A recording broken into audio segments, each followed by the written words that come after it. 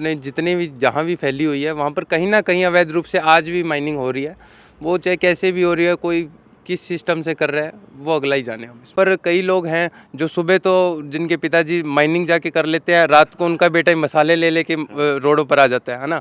मैं उन नेताओं से पूछना चाहता हूँ, मैं चैलेंज के साथ कहता हूँ, कोई भी एक नेता आ जाए, वो अपनी पूरी लाइफ में मुझे अगर 100 पेड़ भी गिना दे कि मैंने इनको उगाया था और ये इतने बड़े हो गए, मैं यहीं आपके चैनल से बोलना चाह रहा हूँ, मैं इन्हीं पेड़ पर चढ़ के वहीं से छलांग लगा जाऊँगा पहाड़ से कि हाँ मैं गलत हूँ।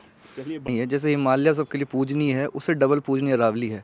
राजस्थान की जीवन रेखा कही जाती है ये, और राजस्थान में मुख्य जो पानी के स्रोत वगैरह सब वो अरावली से ही है।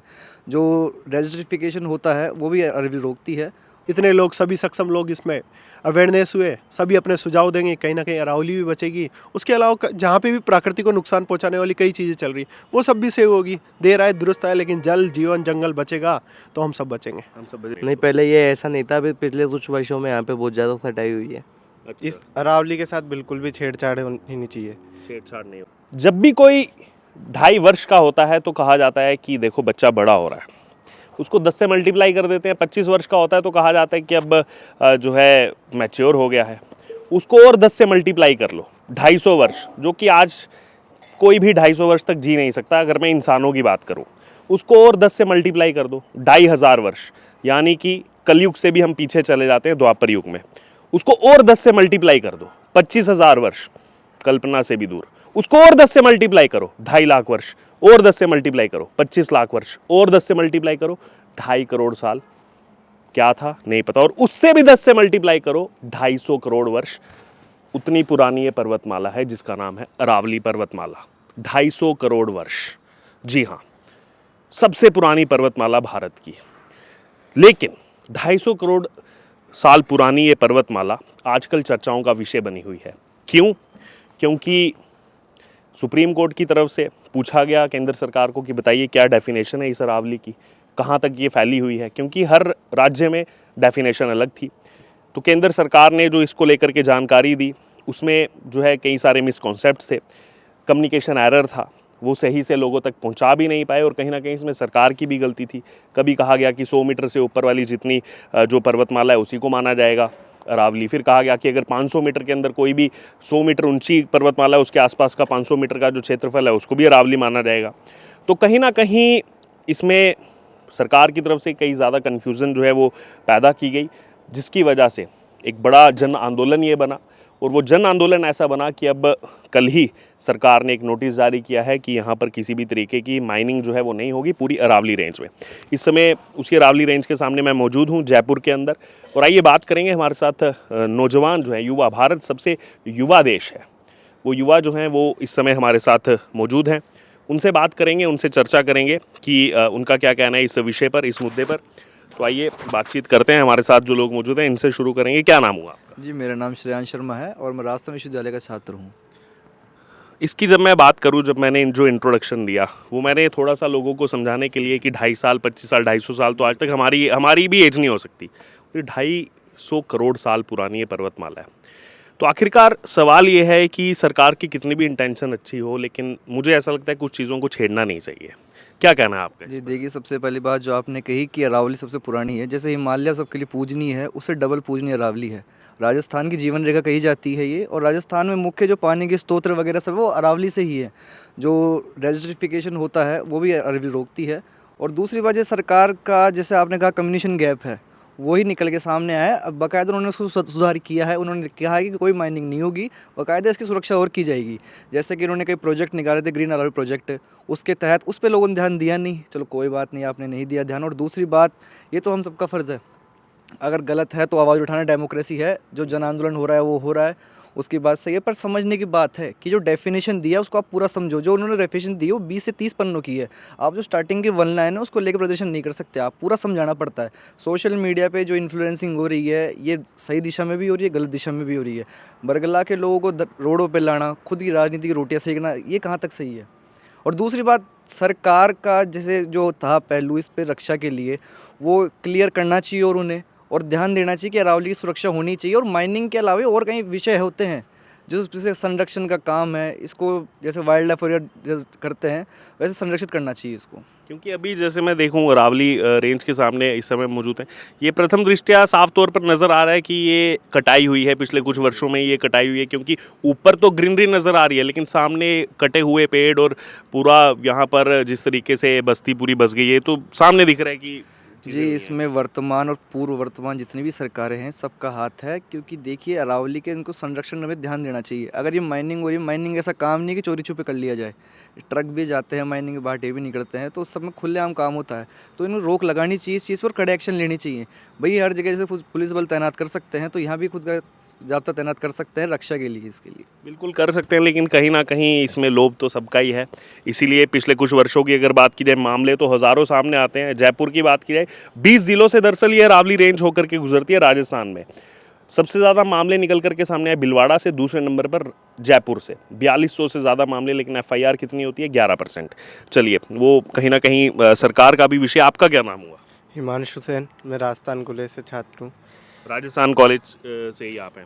ये अभी पिछले कुछ दिनों से लगभग हफ्ते 2 हफ्ते से चर्चा का विषय चल रहा है और कहीं ना कहीं पूरा देश जानना चाह रहा है आखिरकार ये विषय है क्या। इसलिए हम भी आए हैं यहाँ पर राजस्थान में। एक राजस्थानी होने के नाते क्या आपका कहना है, इस समय जो भी चीज़ें चल रही हैं, सरकार की क्या उस पर भूमिका है? सरकार को क्या चीज़ें करनी चाहिए थी? ये जो इतना बड़ा आंदोलन ये शुरू हो गया, क्या कहना चाहेंगे इसके बारे में? हमारा मानना है राजस्थान की सबसे अरावली पर्वतमाला सबसे बड़ी है। अगर हम इसके साथ छेड़छाड़ करेंगे, यानी प्रकृति के साथ छेड़छाड़ करेंगे, और सुप्रीम कोर्ट ने जो भी ये फैसला लिया है वो बहुत गलत है। जो सरकार इसको सेव करना चाहती है वो सबसे अच्छा सॉल्यूशन है। अरावली पर्वतमाला सेफ होनी बहुत ज़रूरी है, क्योंकि ये भी कहा जाता है इससे, जैसे इन्होंने भी बताया, पानी के स्रोत निकलते हैं और कहीं ना कहीं ये पूरा जो दिल्ली एनसीआर का एरिया है वहाँ तक रेगिस्तान की गर्म हवा ना जाए, बहुत चीज़ों को ये रोकती है। मतलब एक हिसाब से देखा जाए तो ये पूरे उत्तर भारत को कहीं ना कहीं प्रोटेक्ट करके रखती है। अगर ये कटेगी तो अस्थमा जैसी बीमारी और प्रकृति ये लू बहुत ज़्यादा हो जाएगी, यानी प्राकृतिक आपदाएं बहुत ज़्यादा बढ़ सकती है। मतलब छेड़छाड़ नहीं होनी चाहिए, इस अरावली के साथ बिल्कुल भी छेड़छाड़ होनी नहीं चाहिए। छेड़छाड़ नहीं होनी चाहिए। जी इधर आ जाइए आप, आपका क्या नाम हुआ? पवन सिंह राजपूत, मैं राजस्थान विश्वविद्यालय का छात्र हूँ। पवन सिंह जी, कहाँ के रहने वाले हैं आप? मैं यहीं से जयपुर निवासी हूँ। जयपुर के ही रहने वाले हैं। ये अभी जो मैं देख रहा हूँ अरावली के सामने हम मौजूद हैं और ये कटाई सीधे तौर पर नज़र आ रही है, तो आप आते रहते हैं यहाँ पर? हाँ, नहीं, मैं यहीं से निवास करता हूँ। अच्छा, यहीं पर घर भी है आपका? तो ये मतलब पहले भी ऐसा ही था या ये अभी हुई है पिछले कुछ वर्षों में कटाई? कैसा देखा आपने? नहीं, पहले ये ऐसा नहीं था, अभी पिछले कुछ वर्षों में यहाँ पे बहुत ज़्यादा कटाई हुई है। अच्छा, और अभी ये जो तमाम चीज़ें चल रही हैं, अरावली, सेव अरावली और ये सब अभियान चल रहे हैं, इसको लेकर के आपका क्या कहना है? कहाँ पर सरकार से चूक हुई? कहाँ पर लोगों को वो अपना कॉन्सेप्ट, जो क्योंकि सरकार तो कह रही है हमारी कोई अलग इंटेंशन है ही नहीं, तो कहाँ वो चूक गई सरकार लोगों को समझाने? इसमें जब इन्होंने सुप्रीम कोर्ट से आदेश आया उसी टाइम इनको पूरी चीज़ें समझानी चाहिए थी, लेकिन इसमें समझा नहीं पाई, इसलिए जो जनरेशन है वो समझ नहीं पाई, इसलिए आधे से ज़्यादा प्रोटेस्ट हो रहे हैं, आंदोलन हो रहे हैं। लेकिन कहीं ना कहीं फिर मैं उसी चीज़ पर आऊँगा कि क्या अरावली के साथ छेड़छाड़ क्यों करनी है? मतलब कुछ चीज़ों को मुझे नहीं लगता कि उनको छेड़ने की ज़रूरत है, वो प्रकृति ने जैसी दी है वैसी होनी चाहिए। ज़रूर यही होना चाहिए भाई, जैसी अरावली सेफ है वैसी रहनी चाहिए, वरना बहुत भारी नुकसान हो सकता है इससे हमें। राजस्थान को तो होगा, पूरे उत्तर भारत के कई राज्यों को हो जाएगा। पूरे उत्तर भारत में फैली हुई है, 600 किलोमीटर से ज़्यादा फैली हुई अरावली पर्वतमाला है अपनी। और कहीं ना कहीं वो इन्हीं का एरर था, यही नहीं बता पाए, क्योंकि राजस्थान में कहा जाता है 90% तो ऐसी जो है अरावली रेंज है जिनकी 100 मीटर से नीचे हाइट अगर यहाँ से देखें, वो तो बाद में इन्होंने बताया कि सी लेवल से नापेंगे, तमाम चीज़ें होंगी। तो पहले सी लेवल से नापने की बात थी, लेकिन जो जनरेशन है वो समझ नहीं पाई, ये बॉटम से नाप रहे हैं, तो फिर वही प्रॉब्लम्स है। तो कहीं ना कहीं सरकार भी समझाने में विफल रही। हाँ, ज़रूर। बिल्कुल, सरकार की भी कहीं ना कहीं इसमें गलती तो रही है। आपका क्या नाम हुआ? मेरा नाम रोहित है, मैं राजस्थान विश्वविद्यालय का छात्र हूँ। रोहित जी, ये विषय जब से सामने आया है, पिछले कई दिन हो गए और रोज़ इसमें कुछ ना कुछ नई डेवलपमेंट्स, कुछ ना कुछ नई चीज़ें निकल करके सामने आ रही हैं, कभी सरकार की तरफ से, कभी राजस्थान सरकार की तरफ से। आपका इसमें क्या कहना है? जो ये सेव अरावली अभियान भी चल रहा है और तमाम चीज़ें, पूरे देश की नज़रें इस समय राजस्थान के लोगों पर है। मैं बहुत कम शब्दों में कहना चाहूँगा, जल, जीवन, जंगल। जब जंगल है और जल है तो जीवन है। प्रकृति से कुछ भी छेड़छाड़ होता है, पूरा जीवन जो आज मानव है, पक्षी है, कुछ भी है, सबके लिए बहुत मुश्किल हो जाएगी आने वाले समय। जो आपने देखने को मिला अभी कुछ समय पहले उत्तराखंड के अंदर जो आपदा आई, कहीं ना कहीं पहाड़ों के अंदर पेड़ों की कटाई की गई, उसी से आई। अरावली के साथ जो भी छेड़छाड़ होगा, एनवायरनमेंट का बड़ा इशू होगा, एनवायरनमेंट पे फ़र्क पड़ेगा, तो कहीं ना कहीं मुश्किलें हम मानव के लिए सबसे पहली मुश्किल। उसके अलावा प्रकृति के अंदर इतने जीव रहते हैं, वो कहीं ना कहीं कहाँ पे जाएंगे, पूरी प्रकृति के लिए आपदा ही है। सरकार कहाँ विफल रही? सरकार क्योंकि बार बार कह रही है हमारी तो कोई गलत इंटेंशन नहीं है, हम जो है अच्छी इंटेंशन के साथ ही चल रहे हैं, लेकिन इतना बड़ा जन आंदोलन भी हुआ, उसमें कहीं ना कहीं सरकार की भी इसमें कहा जा सकता है कुछ ना कुछ गलती तो रही होगी। सरकार की गलती इतनी है कि युवाओं के साथ कम्युनिकेशन गैप। सरकार कहीं ना कहीं इस चीज़ को पूरा डिफेंड नहीं कर पाई, युवाओं को समझा नहीं पाई। ठीक है, आज युवा है, वो शॉर्ट के अंदर चाहिए, कुछ भी डेफिनेशन चाहिए शॉर्ट के अंदर आनी चाहिए। लेकिन अरावली की डेफिनेशन क्या है, इतनी बड़ी है कि क्या क्या डिसीजन है, क्या क्या डिसीजन है, उसको कहीं ना कहीं एक्सपर्ट पढ़ेगा और वो ब्रीफ करेगा। आज क्या हुआ, जो एक्सपर्ट पढ़ रहे हैं थोड़ा सा पढ़ के उसको ब्रीफ कर रहे हैं। कहीं ना कहीं कम्युनिकेशन गैप इतना हो गया कि आज युवाओं को, दूसरे संगठनों को, तमाम संगठन जो जिन्होंने पढ़ा नहीं, किसी ने भी कह दिया ठीक है, उस रास्ते चल पड़े। लेकिन कहीं ना कहीं इसकी डेफिनेशन को सरकार को कम शब्दों के अंदर अलग अलग लोगों से मुहिम चलानी चाहिए, समझाने के लिए कि हमने ये डिसीजन ऐसे लिया है, इसके ये फ़ायदे, हम ये करेंगे। कम्युनिकेशन गैप का सबसे बड़ा फ़र्क है। और जब तक वो समझा पाते तब तक तो एक बड़ा आंदोलन शुरू हो गया था, उसके बहुत देर बाद मेरे को लग रहा है देर आए दुरुस्त आए वाली कहानी है, ये बहुत लेट से जाके देर आए दुरुस्त आए, लेकिन ठीक है, आज हाई कोर्ट ने भी अपना डिसीजन वापस से रिकेस ओपन किया। कहीं ना कहीं जो गलतियां हैं, त्रुटियां हैं, इतने लोग, सभी सक्षम लोग इसमें अवेयरनेस हुए, सभी अपने सुझाव देंगे, कहीं ना कहीं अरावली भी बचेगी। उसके अलावा जहाँ पे भी प्रकृति को नुकसान पहुँचाने वाली कई चीज़ें चल रही, वो सब भी सेव होगी। देर आए दुरुस्त आए, लेकिन जल, जीवन, जंगल बचेगा तो हम सब बचेंगे। हम सब जी। आप आ जाइए सर यहाँ पर जी। आपका क्या नाम हुआ? मेरा नाम विनय यादव है, राजस्थान विश्वविद्यालय का छात्र हूँ। आप भी राजस्थान विश्वविद्यालय के हैं। हाँ जी। देखिए, युवाओं से मैं इसलिए बातचीत कर रहा हूँ क्योंकि कहीं ना कहीं भारत जो है वो दुनिया का सबसे बड़ा युवाओं का देश है। युवाओं की सोच क्या है, युवा हर एक मुद्दे पर युवाओं से बात करना बहुत ज़रूरी है, तो इसीलिए मैं युवाओं का पक्ष यहाँ जानने आया हूँ। आपका क्या कहना है, ये जो पूरा अभी अरावली का मुद्दा चल रहा है, इसको लेकर के? मेरा यही कहना है कि अरावली अपनों को ये बोल रहे हैं 100 मीटर, अब मैं कह रहा हूँ अपनों ने जो नापना है क्यों? पूर्ण रूप से इसको बंद करना चाहिए कि यहाँ पर माइनिंग करनी क्यों है अपनों ने, क्या अपनी मजबूरियाँ हैं कि यहाँ पर माइनिंग करनी पड़ रही है अपनों को।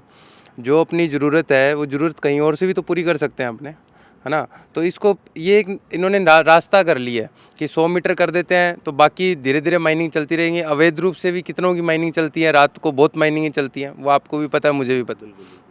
तो मैं तो ये कह रहा हूँ सरकार से ये अपील है कि इसको पूर्ण रूप से बंद कर देना चाहिए कि करनी ही क्यों है। जैसे अपनों ने, आपने देखा जिस टाइम कोरोना लगा था, 6-7 महीने लॉकडाउन रहा था, आपको भी पता है, मुझे भी पता है, पोल्यूशन में कितना फ़र्क आया था, कितनी ताज़ी हवा ले सकते थे अपने।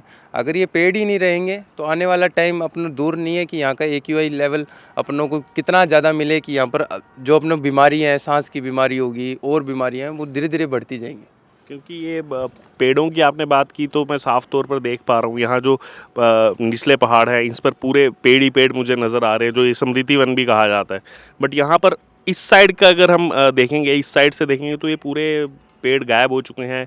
सामने दिख रहा है कि ये पूरी कटाई हुई है यहाँ पर। बिल्कुल, आप देख पा रहे होंगे यहाँ पर ये जो रात को अवैध मान लो, चाहे सरकार के पक्ष में मान लो, उसके साथ मिलके मान लो, यहाँ पर सब खनन हुआ है, अवैध रूप से माइनिंग हो के इसको सब काट दिया गया है। आप पीछे देखेंगे तो पूरा कटा हुआ है, नहीं तो पहाड़ कभी भी ऐसे नहीं होता। ये तो शेप है कि उसको काट दिया गया पूरा।